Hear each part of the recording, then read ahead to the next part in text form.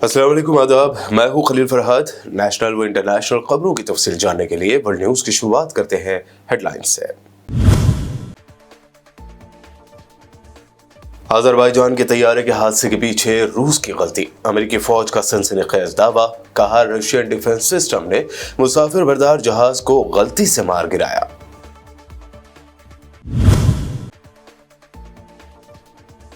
गजा में आखिरी एक्टिव अस्पताल कमाल अदवान में इजरायली फौज ने लगा दी आग। ऐनी शाहिदीन ने कहा, अस्पताल के बाहर मुतअद्दिद शहरियों को भी इजरायली फौज ने कर दिया कत्ल।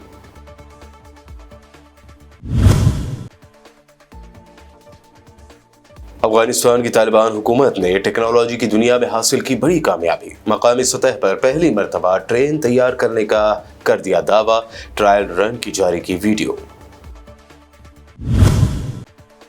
साबिक वज़ीर आज़म डॉक्टर मनमोहन सिंह की पूरे सरकारी एजाज के साथ अदा की गई आखिरी रस्मात। मनमोहन सिंह की यादगार बनाने के लिए जमीन न देने पर कांग्रेस और आप ने मोदी सरकार पर की शदीद तनकीद। संभल जामा मस्जिद के सामने बनाई जा रही है पुलिस चौकी। असदुद्दीन ओवैसी ने किया तंज, कहा, किसी और चीज के लिए नहीं होते पैसे सरकार के पास, लेकिन शराब खाना और पुलिस चौकी बना देती है। और उत्तर प्रदेश के झांसी में म्यूनिसिपल ने सब्जी फरोशों के खिलाफ की बुलडोजर कार्रवाई। गरीबों के खिलाफ कार्रवाई का वीडियो हुआ वायरल, तो होश में आई योगी सरकार, 2 अहदेदारों पर की कार्रवाई। ये हेडलाइंस, बढ़ते हैं खबरों की तफसील की जानिब। अमेरिकी फौज ने सनसनीखेज दावा करते हुए कहा है कि रूस ने अजरबैजान के तैयारे को गलती से मार गिराया था। दरअसल व्हाइट हाउस ने ऐलान किया कि अजरबैजान के तैयारे को रूसी मिसाइल से मार गिराया गया था। व्हाइट हाउस ने कहा कि हमने अजरबैजानी प्लेन की तहकीकात में मदद की पेशकश की है। एक पिछली पेशरफ्त में अजरबैजानी हुक्काम ने इत्तला दी है कि उन्होंने 2 रोज कबल गिरकर तबाह होने वाले तैयारे से दूसरा ब्लैक बॉक्स बरामद कर लिया है। ये ब्लैक बॉक्स एक ऐसे वक्त में मिला है जब ये ख्याल किया जा रहा है कि ये तैयारा रूसी मिसाइल से गिरकर तबाह हो गया है, जबकि क्रेमलिन ने तहकीकात के अख्तिताम से पहले कोई तबसरा करने से इनकार कर दिया है। नॉर्थ गजा के आखिरी एक्टिव अस्पताल कमाल अदवान के मुहासरे और अतराफ के इलाकों पर बमबारी के बाद इसराइली फौज आज सुबह अस्पताल में दाखिल हो गई। इसराइली फौज ने अस्पताल के तिब्बी अमले, मरीजों और अस्पताल के अहाते में पनाह लिए हुए बेघर फलस्तीनियों को जबरी तौर पर बाहर निकाल दिया। काबिज फौज ने अस्पताल के सर्जरी डिपार्टमेंट, लेबोरेटरी, गोदाम और एम्बुलेंस यूनिट्स को आग लगा दी। अरब मीडिया के मुताबिक इसराइली हमले के वक्त अस्पताल में मरीजों और तिब्बी अमले समेत तकरीबन 350 अफराद मौजूद थे। अरब मीडिया के मुताबिक अस्पताल से बाहर आने वाले ऐनी शाहिदीन का कहना है कि इसराइली फौज ने अस्पताल के अतराफ में शहरियों को कत्ल भी किया। उधर इसराइली शहर तेल अवीव के करीब हर्जेलिया में चाकू के हमले में खातून आबादकार हलाक हो गई है। अबरानी मीडिया का कहना है कि आबादकार शदीद जख्मी थी, उसे अस्पताल मुंतकिल किया गया जहां उसकी मौत वाक़ हो गई। दूसरी जानिब काबिज इसराइली पुलिस ने फायरिंग करके चाकू बरदार फलस्तीनी नौजवान को शहीद कर दिया है। काबिज फौज ने एक्स प्लेटफॉर्म पर बताया कि उन्होंने हमला करने वाले पर फायरिंग कर दी और मगरबी किनारे और मकबूजा फ़लस्तीन के अंदर गोरिल्ला कार्रवाइयों के हालिया अरसे में इजाफा होने के दौरान ये कदम उठाया है। इसराइली वज़ीर आज़म नेतन्याहू की अहलिया बड़ी मुश्किल में फंस गए हैं। उन पर इल्ज़ाम है कि उन्होंने अपने शोहर नेतन्याहू के खिलाफ बदउनवानी के मुकदमे में सियासी मुखालिफिन और गवाहों को हरासा किया, जिस पर अटॉर्नी जनरल ने तहकीकात शुरू करने का हुक्म दिया है। रिपोर्ट के मुताबिक इसराइली वज़ारत इंसाफ ने कहा है कि टेलीविज़न प्रोग्राम में नेतन्याहू की बीवी के खिलाफ चलने वाली रिपोर्ट की बुनियाद पर तहकीकात कराई जाएंगी। टेलीविज़न प्रोग्राम में सारा नितन के व्हाट्सएप पैगाम दिखाए गए हैं, जिनमें वो एक साबिक एडवाइज़र से सियासी मुखालिफिन के खिलाफ मुजाहरे करवाने और मुकदमे के अहम गवाह को धमकी का कह रहे हैं। इसराइल ने सीरिया में मौजूद असद हुकूमत के साथ व्हाट्सएप के जरिए खुफिया तौर पर रब्ता करने का हैरत अंगेज इंकशाफ किया है। इसराइल की यदियोत अहरोनोत अखबार की खबर के मुताबिक इसराइली इंटेलिजेंस ने मौजूद असद हुकूमत से मूसा के कोड नाम से रब्ता किया और ये रब्ता शाम में ईरान और हिजबुल्लाह के खिलाफ फिजाई हमलों के बाद असद हुकूमत के साबिक वज़ीर दिफा अली महमूद अब्बास के साथ कायम हुआ। ये भी बताया गया है कि इसराइल ने असद हुकूमत के खिलाफ बैनुल-अक़वामी पाबंदियां हटाने के बदले में लेबनान को हथियारों की तरसील रोकने के लिए एक खुफिया डील पर बातचीत की थी। अफगानिस्तान में तालिबान हुकूमत ने टेक्नोलॉजी की दुनिया में बड़ी कामयाबी हासिल करते हुए मुकामी सतह पर पहली बार ट्रेन तैयार करने का दावा कर दिया है। अफगानिस्तान की मरकजी हुकूमत के तर्जुमान ज़बीहुल्लाह मुजाहिद ने मुकामी सतह पर तैयार होने वाली वीडियो की ट्रायल रन की वीडियो जारी की है। उन्होंने लिखा कि मुल्क के नेशनल डेवलपमेंट कॉरपोरेशन ने पहली बार ट्रेन बनाई। उनका कहना था कि मुल्क में रेलवे ट्रैक की तकमील तक हमारी अपनी ट्रेनें होंगी। मराकश के साहिल पर कश्ती उलटने से कम 69 अफराद हलाक हो गए, जिनमें माली के 25 शहरी भी शामिल थे।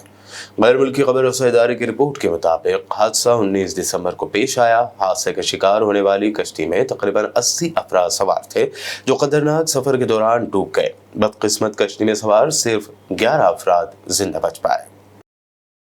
वर्ल्ड न्यूज में वक्त हुआ है एक शॉर्ट ब्रेक का। जल्द लौटेंगे और देखेंगे अहम नेशनल न्यूज।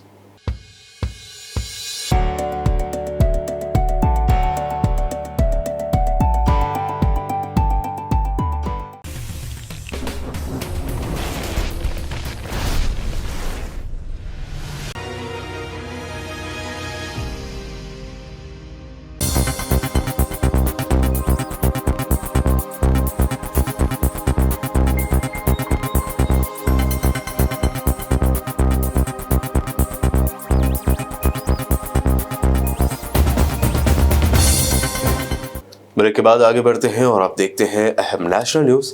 हिंदुस्तान के साबिक वज़ीर आज़म डॉक्टर मनमोहन सिंह की आज हफ्ते को आखिरी रसूमात पूरे सरकारी एजाज़ के साथ अदा कर दी गई हैं। दिल्ली के निगमबोध घाट पर सरकारी एजाज़ के साथ उनकी ये आखिरी रसूमात अदा की गई।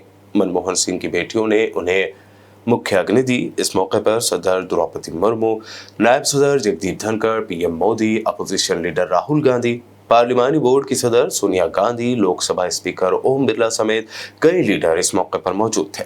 सभी ने डॉक्टर मनमोहन सिंह को आखिरी खराज पेश किया। इसके अलावा भूटान के राजा भी मनमोहन सिंह की आखिरी रसूमात में शरीक हुए।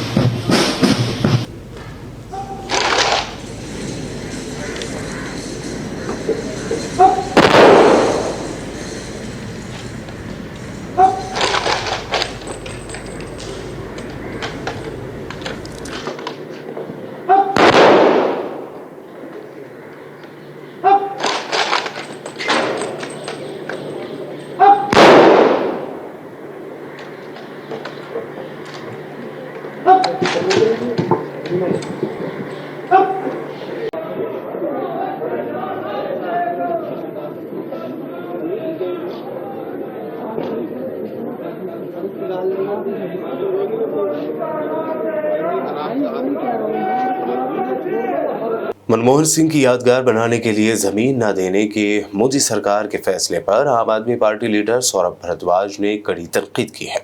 उन्होंने कहा कि क्या मोदी सरकार के पास उनके लिए 1000 गज जमीन भी नहीं है देने के लिए।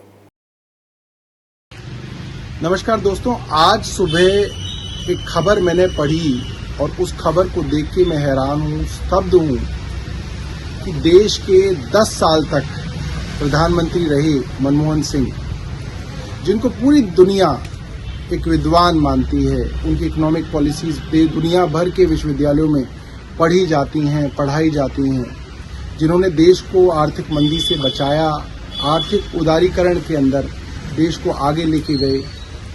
एक सिख समुदाय से आने वाले प्रधानमंत्री को आज दिल्ली के निगमबोध घाट में उनका संस्कार किया जाएगा। निगमबोध घाट मनमोहन सिंह जी के लिए। क्या हमारे देश की राजनीति आज इतनी निम्न हो गई कि केंद्र सरकार 10 साल रहे एक विद्वान प्रधानमंत्री के लिए 1000 गज जमीन दिल्ली में नहीं दे पा रही। मुझे लगता है ये बहुत शर्मसार करने वाली बात है और केंद्र सरकार को इन मामलों के अंदर राजनीति नहीं करनी चाहिए। उत्तर प्रदेश के संभल में शदीद एतराज के बावजूद शाही जामा मस्जिद के सामने बन रही पुलिस चौकी का आज भूमि पूजन किया गया। पुलिस ने इसके लिए तैयारियां की थी। पूजन के लिए पंडित को बुलाया गया। पुलिस चौकी की तामीर के लिए खुदाई पर ईंट रखी जानी थी। दरअसल संभल में जामा मस्जिद के सामने पुलिस चौकी बन रही है। इसी को लेकर पुलिस अहदेदारों की मौजूदगी में भूमि पूजा की गई। दूसरी जानिब मजलिस इत्तेहादुल मुस्लिमीन के सदर बैरिस्टर असदुद्दीन ओवैसी ने संभल पुलिस चौकी मामले पर एक्स पर पोस्ट करते हुए लिखा, संभल की जामा मस्जिद के सामने पुलिस चौकी बनाई जा रही है। मुल्क के किसी भी कोने में चले जाइए, वहां की हुकूमत ना तो स्कूल खुलवाती है ना अस्पताल। अगर कुछ बनाया जाता है तो वो है पुलिस चौकी और शराब खाने। सरकार के पास किसी और चीज के लिए पैसे नहीं होते, बस पुलिस चौकी और शराब खाने के लिए पैसे होते हैं। असदुद्दीन ओवैसी ने आगे लिखा कि डेटा खुद ये कहता है कि मुसलमानों के इलाकों में सबसे कम सरकारी सहूलियात फराहम की जाती हैं। दिल्ली असेंबली इलेक्शन से पहले इंडिया अलायंस में शामिल दो जमातें आम आदमी पार्टी और कांग्रेस के दरमियान जुबानी जंग जारी है। इस दरमियान शिवसेना यूबीटी लीडर संजय राउत ने कहा कि कांग्रेस और आम आदमी पार्टी को समझना चाहिए कि उनका असली दुश्मन कौन है। अगर किसी को ये बात नहीं पता तो सब कुछ बेकार है। इंडिया अलायंस के दोनों दोस्त पार्टियों में रंजिश के दरमियान राउत का यह इशारा बीजेपी की तरफ था। संजय राउत ने मीडिया से बात करते हुए कहा कि कांग्रेस और आप स्टेट लेवल पर अलग अलग इलेक्शन लड़ते हैं। उनके ख्यालात मुख्तलिफ हो सकते हैं, लेकिन उन्हें अपोजिशन अलायंस के हिस्से के तौर पर अपने रिश्तों को ध्यान में रखना चाहिए। उद्धव ग्रुप के लीडर ने मजीद कहा कि आप और कांग्रेस की लड़ाई पुरानी है। दोनों पार्टियों को दिमाग में रखना चाहिए कि लड़ाई एक दूसरे के खिलाफ है या बीजेपी से है। आरजेडी लीडर तेजस्वी यादव ने मीडिया से बात करते हुए बिहार में किसी किस्म की सरकार न होने का दावा किया। उन्होंने कहा कि सीएम नीतीश कुमार किसी भी वाक़े पर ऐवान में, सेक्रेटरीट में या प्रेस में एक लफ्ज भी नहीं कह पा रहे हैं। बीपीएससी के अभ्यर्थी 10 दिन से हमारा अनशन पर बैठे हैं। बिहार में सरकार है कि नहीं है, पहले इस पे चर्चा हो। ये जनता की भी सरकार है या लाठी डंडे वाली सरकार है या भ्रष्ट अधिकारियों की सरकार है? और अगर सरकार है तो ये सरकार चला कौन रहा है? क्योंकि हमको तो ऐसा लग रहा है कि माननीय मुख्यमंत्री अब होश में है नहीं। यहाँ बच्चे लाठी डंडा खा रहे हैं, यहाँ सीने पे जो है लाठियों के दाग हैं, घायल हो चुके हैं, अस्पताल में भर्ती है, लोगों के आंख में आंसू है। ये देख करके मुख्यमंत्री जी का कलेजा जो है या उनकी अंतरात्मा को कोई फर्क नहीं पड़ता, कोई दुख नहीं। यही 17 महीने जब हम लोगों की सरकार थी तो इन्हीं युवाओं के चेहरे पे खुशी थी। उस 17 महीने के सरकार में कोई पेपर लीक नहीं हुआ, लोगों को 5 लाख लोगों को नौकरी मिला। और आज की सरकार में लोग जो हैं, नौजवान जो हैं, उनकी आंखों में आंसू है, पीठ पे लाठी का दाग है, सर माथा फुटा हुआ है, कुछ अस्पताल में है। ये है एनडीए की सरकार। कौन ये सरकार चला रहा है? यहाँ केवल भ्रष्ट अधिकारी सरकार चला रहे हैं और चंद जो चमचे बेलचे जो है मुख्यमंत्री के आगे पीछे दो यहाँ जो करते हैं, ये अपने मतलब के लिए काम कर रहे हैं। बाकी बिहार को इन्होंने छोड़ दिया है अपने हालात पर। क्या तरीका है? पेपर लीक हो रहा है, आप री एग्जाम नहीं कर रहे? क्यों नहीं हो रहा है री एग्जाम? नहीं होगा। अरे देखिए, पहले तो बीपीएससी के लोगों को अपनी गलती माननी चाहिए। गलती क्यों नहीं मांगा? ना सदन में कुछ बोलते हैं, ना बाहर कुछ बोलते हैं, ना मीडिया में कुछ बोलते हैं, ना नेता विरोधी दल के चिट्ठी का कोई जवाब आता है। ये मुख्यमंत्री है कि क्या है भाई? चुप्पी क्यों साधे हुए थे? अबे उनसे जाके पूछो। भारत रत्न देने की मांग हो रही है। हम लोग क्या बताएंगे? ऐसा कोई मुख्यमंत्री देखा क्या? महात्मा गांधी का अपमान हो रहा है बिहार में, सीता मैया का अपमान हो रहा है, कलाकार का अपमान हो रहा है। यही मुख्यमंत्री जी अपने कार्यक्रम में गाना बजवाते हैं, भजन बजवाते थे, जो प्रिय भजन महात्मा गांधी का था, रघुपति राघव राजा राम पिता, आपका रघुपति राघव राजा राम पति पतावन सीताराम, तो ईश्वर अल्लाह तेरो नाम। तो इसमें अब क्या हुआ? ईश्वर अल्लाह है, सीता जी का नाम भी ये लोग नहीं ले सकते, ये भाजपा के लोग हैं। इसमें महिलाओं का अपमान है, इसमें गांधी जी का अपमान है, तो इसका दोषी कौन है? यही राज्य में मुख्यमंत्री जी को कुछ पता है कि नहीं पता? ये भगवान ही जाने। मैं तो पहले ही बोल रही है, सरकार कौन चला रहा है पहले इस पे डिस्कशन होनी चाहिए।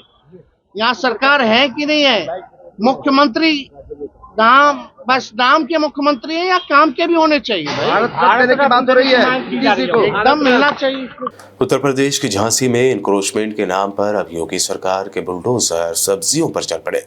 म्यूनिसिपल की इस कार्रवाई से ठेले लगाकर सब्जी बेचने वाले गरीब दुकानदारों को बड़ा नुकसान हो गया है। ये केस जब सोशल मीडिया पर वायरल हुआ तो अपनी फजीहत बचाने के लिए यूपी सरकार में म्यूनिसिपल वेलफेयर मिनिस्टर ने एनक्रोचमेंट हटाओ दस्ते के इंचार्ज और एक मुलाजिम पर कार्रवाई की है।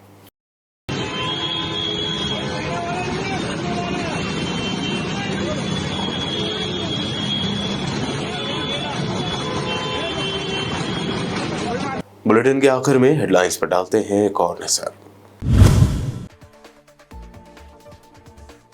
अजरबैजान के तैयारे के हादसे के पीछे रूस की गलती, अमेरिकी फौज का सनसनीखेज दावा, कहा रशियन डिफेंस सिस्टम ने मुसाफिर बरदार जहाज को गलती से मार गिराया।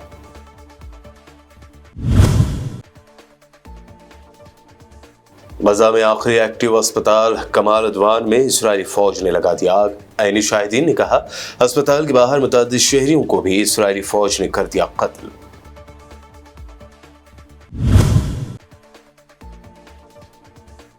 अफगानिस्तान की तालिबान हुकूमत ने टेक्नोलॉजी की दुनिया में हासिल की बड़ी कामयाबी, मकामी सतह पर पहली मर्तबा ट्रेन तैयार करने का कर दिया दावा, ट्रायल रन की जारी की वीडियो।